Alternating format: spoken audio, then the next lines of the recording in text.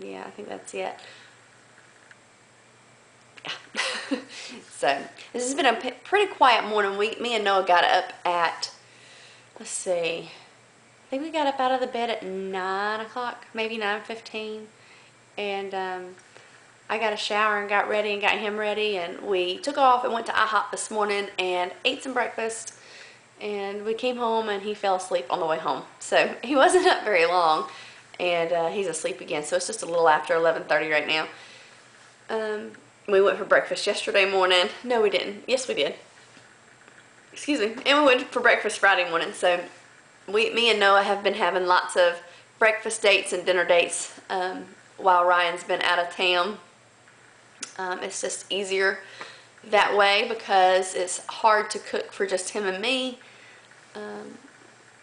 Although it's kind of how I usually do it anyways, but I guess just without Ryan being here, it's just nice to get out and do things with Noah and just spend this quality time with him while I can.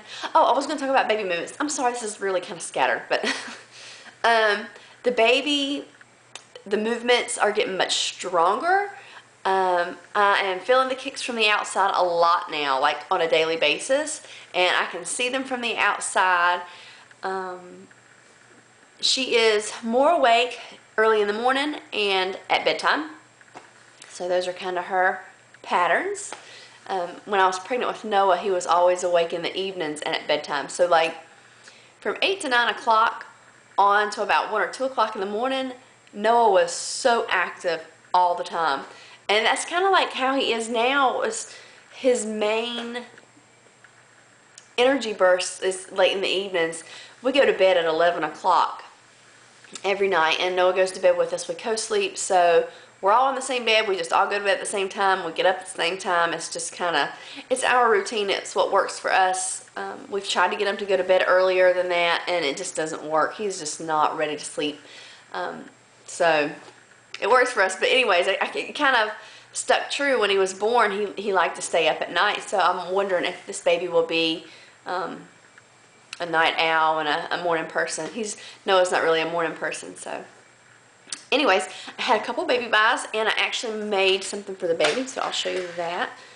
And then that'll be it. I'll show you my belly, and then that'll be it for this week. I don't know if you guys have a store called Crazy 8. I think it's called Crazy 8. But we have one in our mall, and it's fairly new. It's not been there very long. And I think they have the cutest clothes for girls. They have cute stuff for boys too, but I just think the stuff for little girls is just so cute. But anyways, they don't have a whole lot of newborn stuff. Their stuff 0 to 3 months is very scarce, and that's called Baby 8. So anyways, I got this that says Daddy's Little Girl on it, and it says $12.95, but I think we paid like $11.90. No, not $11.99. Yeah, $11.99 for it. And then we got this, and I think this is just too stinking cute. I love this.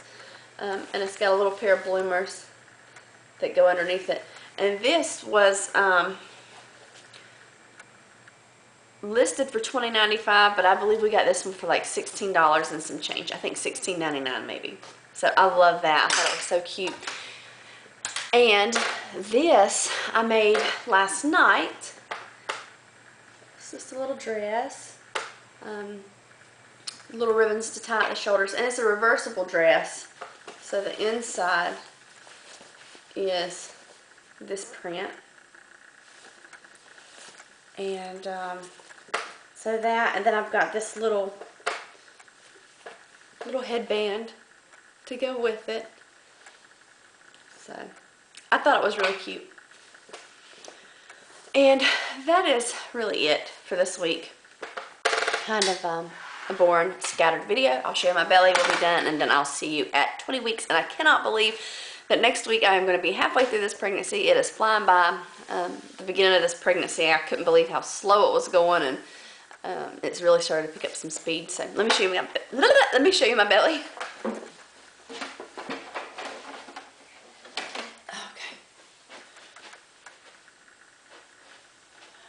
So this is my 19-week belly.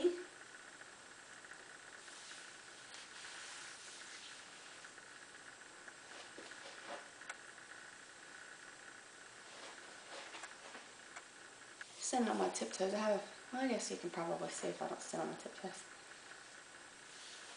Now when I lay down and look at my belly from my angle while I'm laying down, you can tell, see, I have a bicornuate uterus. For those of you who didn't know or may have forgotten. Anyways, I have a bicornuate uterus, and also for those who don't know, it's a heart-shaped uterus. So it's kind of like like this. And the baby is in my left horn. Each one is considered a horn. Normally your uterus is pear-shaped. So anyhow, so when I lay down, you can tell like that side of my uterus is big. The other side of my uterus is really small. So my belly kind of goes at a slant.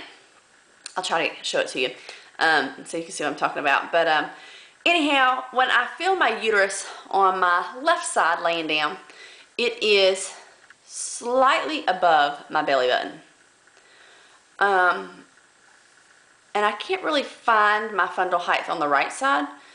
And I think that's just because it's, you know, an odd shape and the baby's not laying over there. And I think the reason it feels a little bigger on the left side is just because a normal person has baby in all of their uterus, where I only have baby in half of my uterus. So I think maybe it just kind of makes it appear bigger than what it is.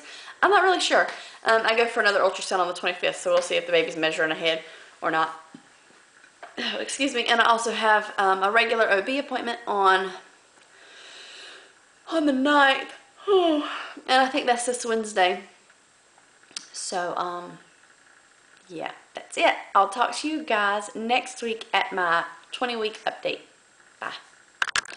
Okay, so this may seem a little strange, but this is my view.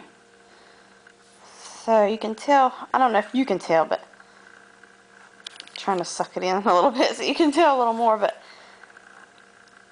you can see how it just kind of is bigger over here. And like right here, I feel the top of my uterus. And over here, I kind of have a hard time. Well, I guess that might be it right there.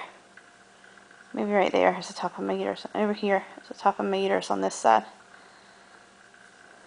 But I can definitely tell it's a lot harder on this side, and that's where the baby's at.